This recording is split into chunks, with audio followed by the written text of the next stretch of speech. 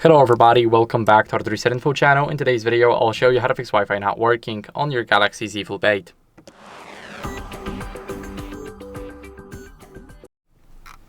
So first, what are we going to do is we're going to go and toggle our Wi-Fi off and on. This is a really quick thing that we want to do. So let's go over into the control center.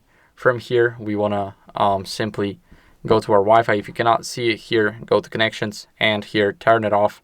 Now turn it on, and if it's still not working, what you guys want to do is click on the gear icon to your network, go to forget, and now we want to reconnect to it. So once we reconnect to it, we can click on connect, and if it did not help you, what you guys want to do is restart your router and a phone. This is very important. We're going to press the power button and volume down button to open up the power menu. Let's just do it again. Once we do it, we want to tap twice on restart, and now it's restarting. So I'll see you guys in a second once it's done.